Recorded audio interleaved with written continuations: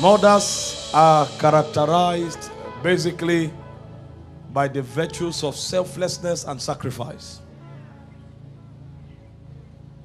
If you ask me, at the plane of humanity, the purest level of soulish interaction you can find is the soulish disposition of a mother, particularly towards her child.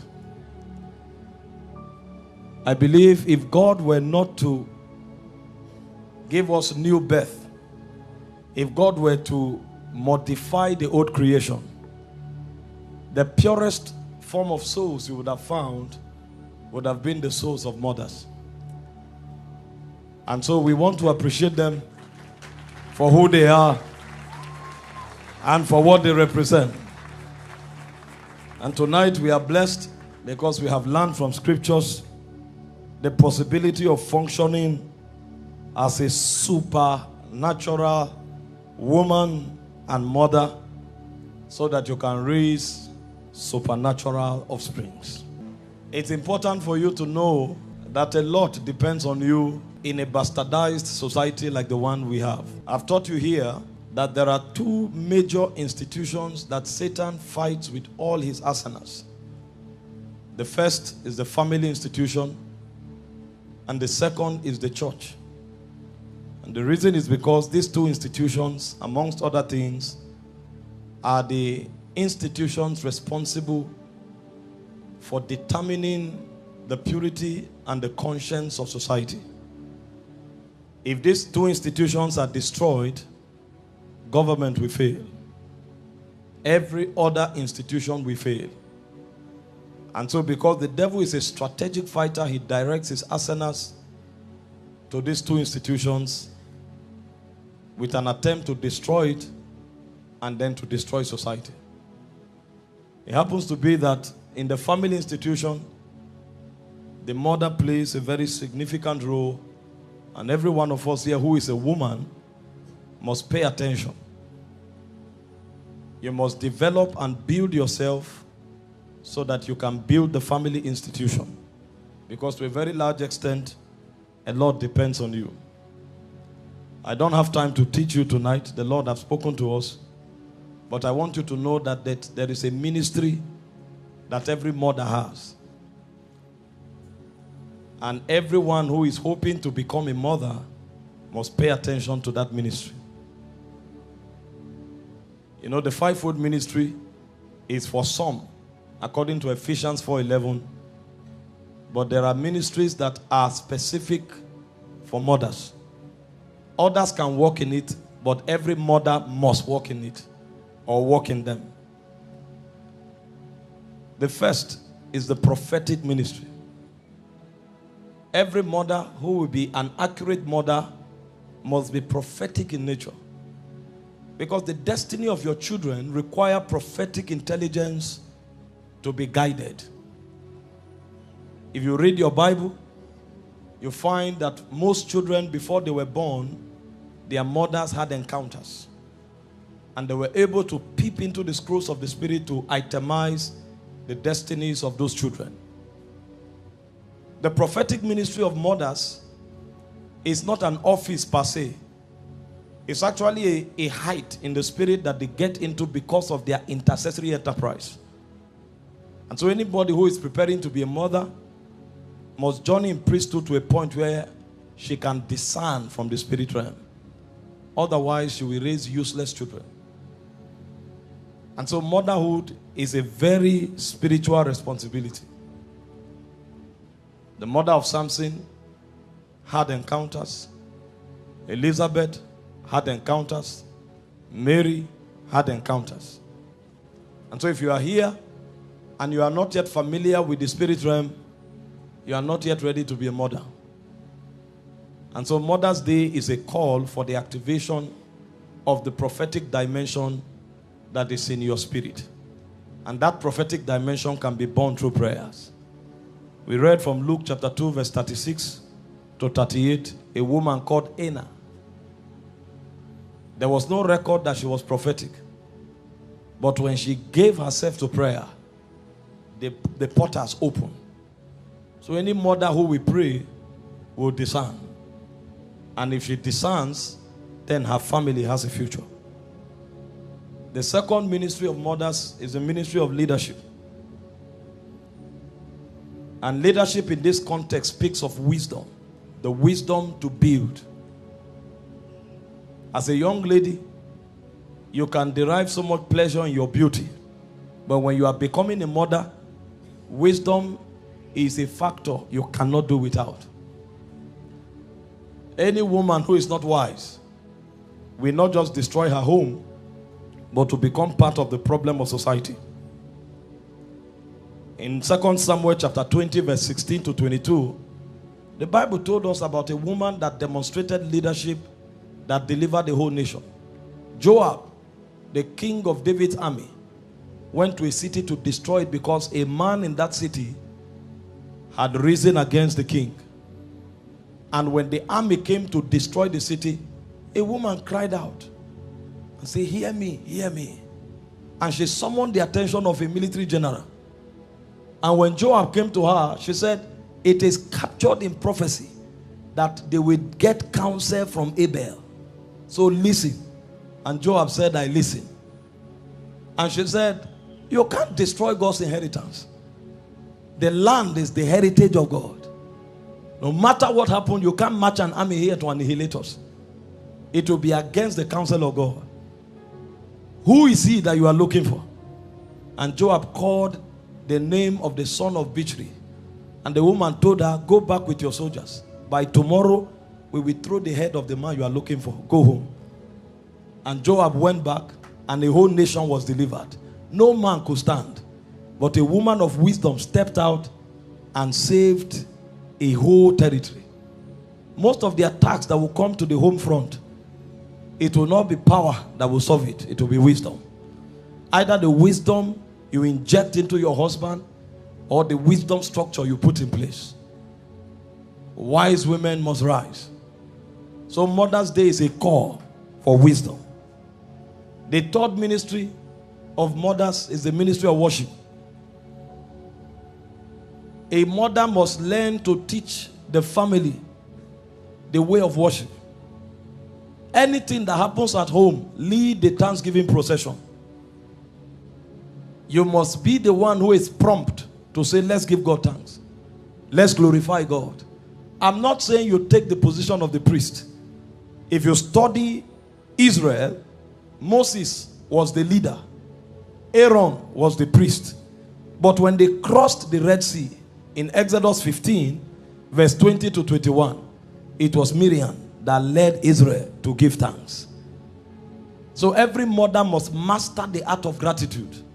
The least thing that God does in the family, lead the family to give God thanks. And you will see how God will multiply his blessings upon the house. The fourth ministry of mothers is the ministry of intercession. Every mother must be a prayer warrior. If you don't pray, the white beast we find a pathway into the family. Every mother. 1 Samuel 1 verse 9 to 28. We saw that when the man did not have a child, he said, "Instead of burdening myself, let me get another wife and produce children." But you see, the other wives can't raise prophets. So it's not about children, it's about prophet. Israel needed the prophet. You know, men look for solution. And some of you don't have spiritual men that will seek God. So when there is problem, this job is not working, it takes another job. No, it's not job. There's an attack on the ordination of that bloodline. The man got another wife, got children. But Hannah won't rest. It was her intercession that activated the priesthood of Eli, because Eli was blind. Even the priest in the land had no eyes. The Bible said in those days there was no open vision. The voice of God was scarce. And so there was no help from the priesthood. But a woman began to intercede. Her intercession activated Eli. And Eli said, "Go, you have a child." For the first time, the voice of the priest was heard. And when Samuel was born, the priesthood didn't end until a prophet rose in Israel. We need praying women. We have seen too much mascara, foundation. We have seen gold, diamond. Where are the warriors in the spirit? The women of Shiloh that will not sleep until a prophet is born. Where are those women? We are a generation of Instagram. Fingernails are longer than fork. They can't wash clothes and plate anymore because the finger is too long. I'm not against finger, I'm not against mascara, but where are the women that can cry? The Bible said Rachel was weeping for her children. When children are held in bondage, it's women that cry and say, restore, restore, restore, restore. Where are the Rachels? I heard a voice in Ramah. Rachel was weeping for her children. We have wayward children on the street. Where are Rachel? Today, people are on drugs. Yahoo, Yahoo everywhere. But we can't find Rachel. Where is the womb of Rachel that will cry and release lamentation over a generation? Children are lost. Lost to gambling. Lost to violence. Lost to manipulation and gimmicks. And we can't find women that cry. In Matthew chapter 2 verse 18 it says, I heard a cry in Ramah. It was not men that were crying. It was Rachel. Rachel was weeping. We need women that can ransom a generation. Our sons can't be given to alcoholism. Our sons cannot become bandits. Our sons with potentials cannot become Yahoo Yahoo people. The soul of a generation must be restored, but the cry of Rachel must be heard. I came to acknowledge and to appreciate you for who you are, but I also came to cast a burden that you are not just bearing a title, you are sitting in an office. Motherhood is an office. The hope of a generation is resident with mothers, and we need wailing men, wailing women. Please sit down. The fifth ministry of mothers is teaching and discipleship. I'm sure you saw that already. Titus 2 verse 3 to 5. Say, let the older women teach the younger ones. Our sisters need to be taught, and that's why the ministry of mothers must be restored. We have women today who are ladies and are not transiting to wives and mothers because there's a gap. No matter how a father loves the daughter, he doesn't have the utensils to make her become a wife or a mother. That's the ministry of the older women. Even to love their husbands, they have to be taught. Because love is not just a feeling. There are depths to love. When you become a wife, love is submission. Your father can't teach you that. It's your mother that will give you the skill and tell you, listen, there's a way you answer your husband when he's angry. There's a way you talk to your husband when you need him to do something. There's a way you guide your husband. I don't have those skills because I'm not a mother. And if mothers don't rise, divorce will keep increasing. Because your power is not muscles. Your power is wisdom. And that wisdom has to be transferred. Otherwise, you marry your husband and you want to do muscles. After a while, you discover that's not your strength. Because when you finish fighting, you will go home. Your husband, in the night, when your husband is sleeping, you will be crying. And the home will be wrecked. And the reason is because mothers are failing. They are not teaching the younger women how to talk to their husbands, how to talk to their children and raise prophets. So we need the teaching ministry of mothers. Teach the younger women. They need to know what it means to be a woman. Those days when we were growing up, the moment you are approaching puberty, when you sit down, they say close your legs. When you start maturing, they tell you don't wear transparent things. Your body is sacred. And they taught them how to wear things under to cover their garments. They taught them how to greet. But today, we have naked women on the street. And sisters have become harlots. Deborahs are wasted. Because they were not taught. And when you don't teach people, you leave a vacuum. And those vacuums will be accommodated. Because there are other intelligences from the demonic realm. That's why women think today that they are relevant when they are naked. A body that should be sacred, that should be sought after, now it's on the street everywhere like a buffet. Because we don't have teaching mothers that form ideologies in their children. The sixth ministry of the mother is the ministry of hospitality. That's where large-heartedness comes in. Large-heartedness. The Bible speaks of a woman called Lydia in Acts 16 verse 14 to 15.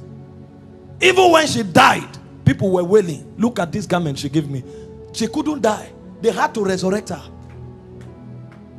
Peter didn't sense the anointing, but they said, no, this one can't go. This one is a succor to society.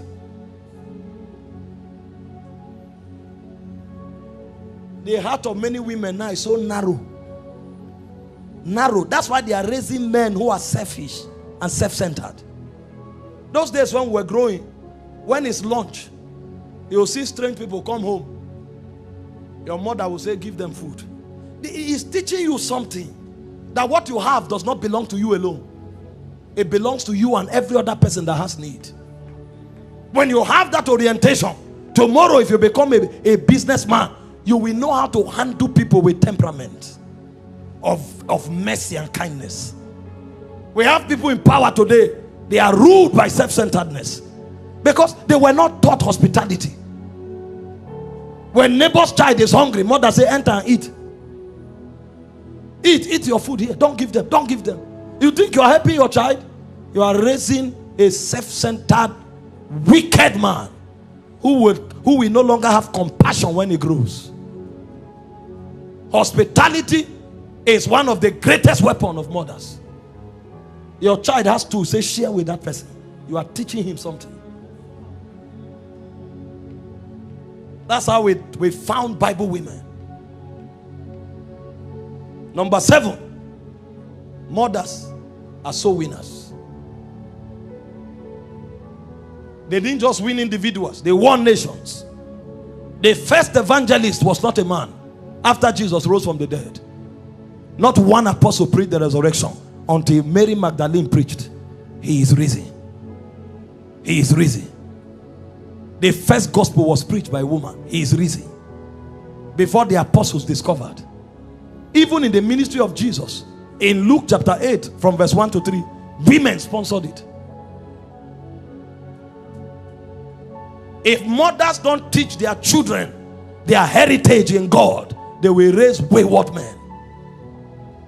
I told you my story. My mom would drag me to Bible study. I will be so angry with her. The rage will be like a venom of a serpent. But she will act as if she didn't see it. If not for her, I won't be here. After she died and I went to the club, I was in the club when I heard the wages of sin is death. She had gathered me to my maker. It was too late for me to go back. You think I'm a preacher because I was wise?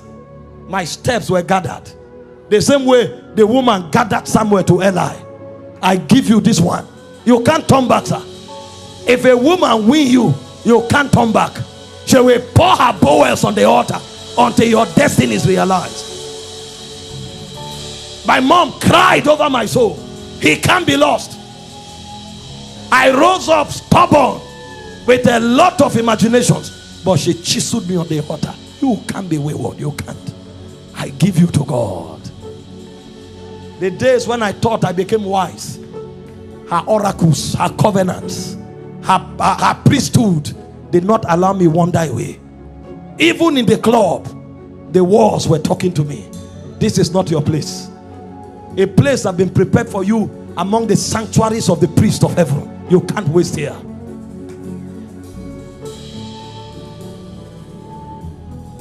Mothers are sacred beings. Make up your mind tonight that you will play your part.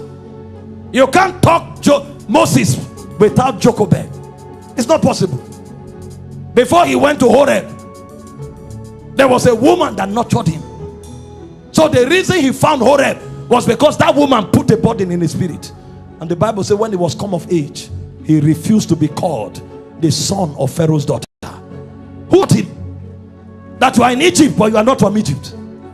How come we can't find children that are told that you are in the world but you are not of the world?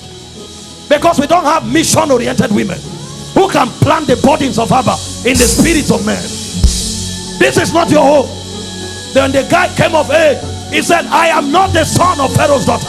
I won't become an Egyptian by sentiment. My mother taught me that I came from another dispensation.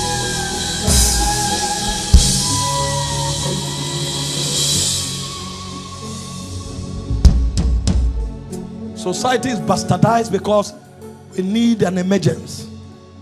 That emergence has not happened. The emergence of true mothers in Israel. We need mothers. Mothers in Israel.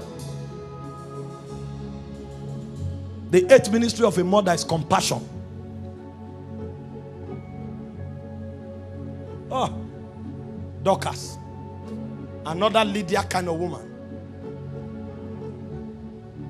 The widow of Zarephath.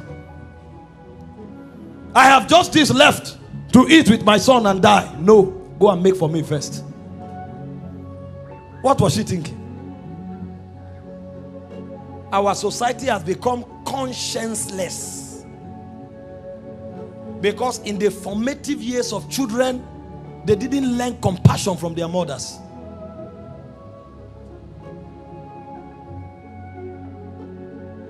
And a child becomes what he was taught between the age of 1 to 7. That's when the soul is formed. We need women that know compassion. When your sister is in trouble, that's not the time for gossip. That's the time for support. How could you gossip a fellow woman who is going through crisis? Her home is broken, it's news. How come? Don't you know you have a home too? Her husband beat her. It becomes story. And we raise wicked people who are worse than beasts. The ministry of mothers is the ministry of nurturing. Exodus 2, 1 to 10. Jochebed nurtured Moses. 1 Samuel 1 to 19. Hannah nurtured Samuel. Luke 2 and 3. Mary nurtured Jesus. See the giants they rose. They raised for God. I prophesy over someone. Your legacy will be the product of your womb.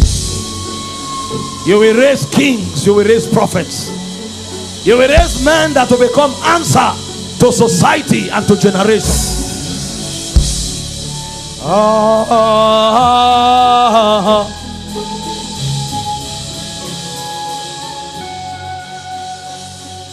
Thank you, Father. In Jesus' precious name.